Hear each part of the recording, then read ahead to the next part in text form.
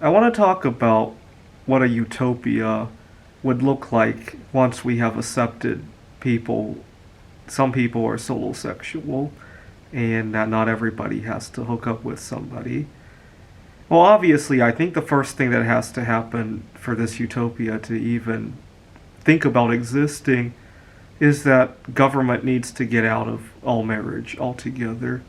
I remember back in 2013, there was a lot of discussion on the Supreme Court on same sex marriage, and people were drawing equal signs on their Facebook feed.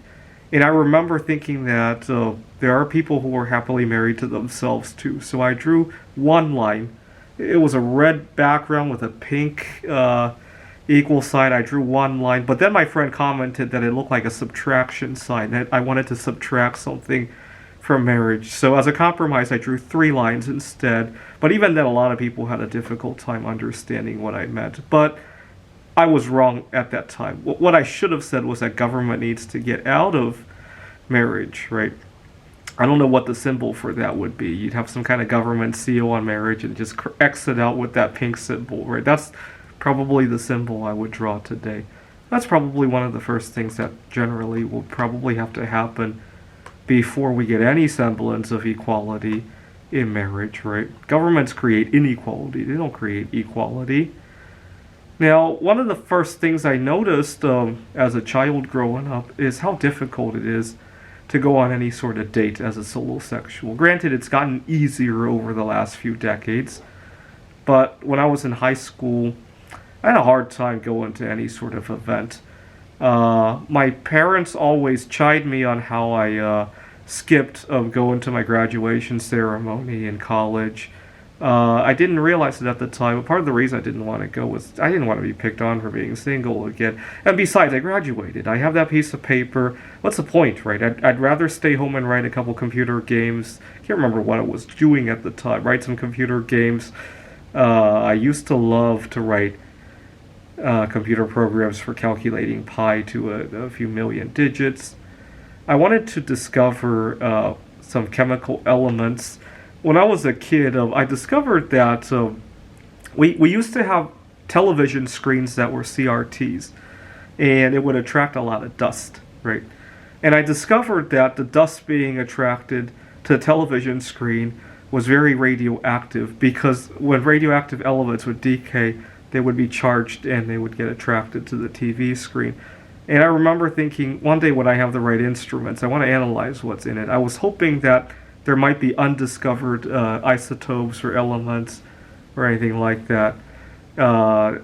Probably there wasn't, but that's the kind of stuff that used to fascinate me. A lot more so than going out and being criticized about my choice of lifestyle. Now, as I grew older and I started my career, I ran into difficulties with requests at work, especially in terms of time off. So I'm having a difficult time arranging some time to go out to Wallace, Idaho. I really belong in Wallace. Wallace accepts people who are solo sexual a lot more than Seattle or any of the big cities. But of course, I always have to fill in for my coworkers because they got childcare emergencies. They have their spouse is going through something, family member with COVID, and you get the. Not that those things are unimportant. Don't get me wrong; those things are very important. But so is my solo sexual life, and that's why I think government needs to butt out of relationships for any of this to work. Right? We let government set the policies on. See, I think, I'm not sure if I'm right about this.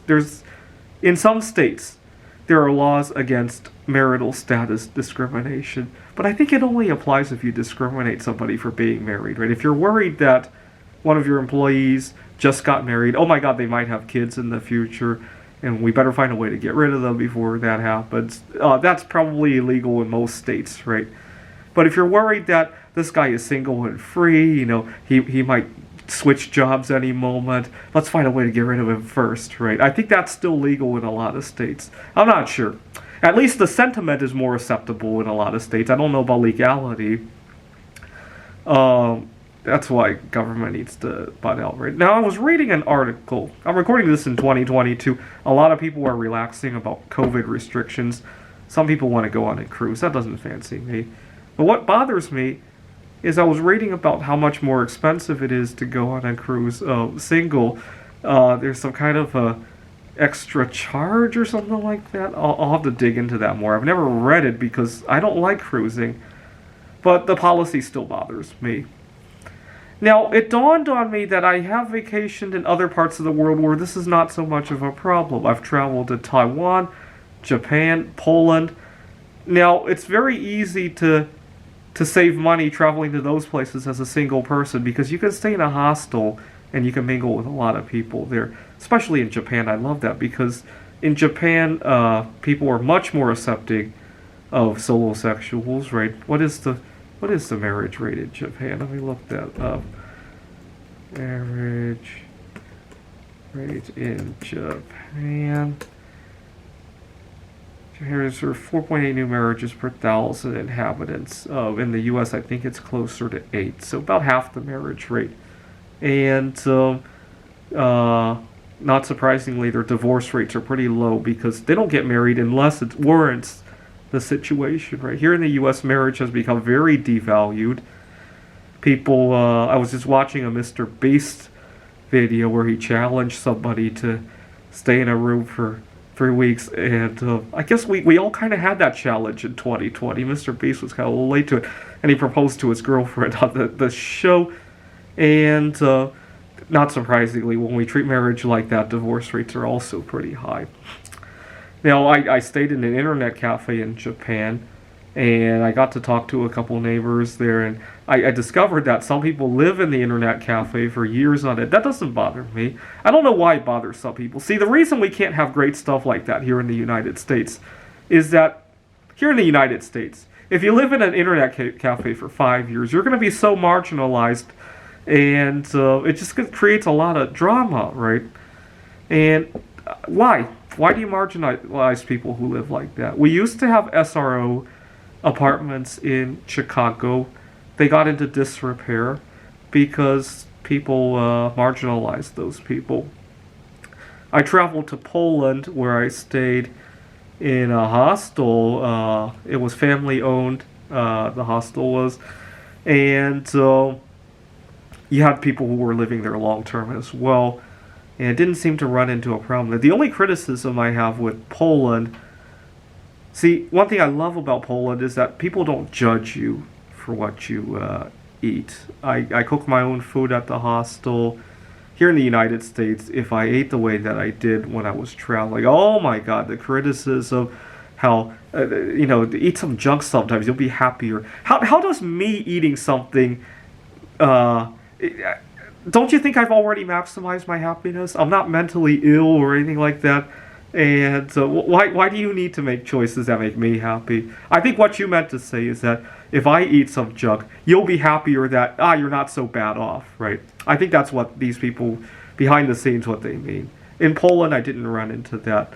The problem I run into in Poland is that they don't accept, they have the substrate for allowing people to exist, being single, but they think that single means looking for somebody. I think Japan is much more accepting of single and solosexual. Poland is more single and looking.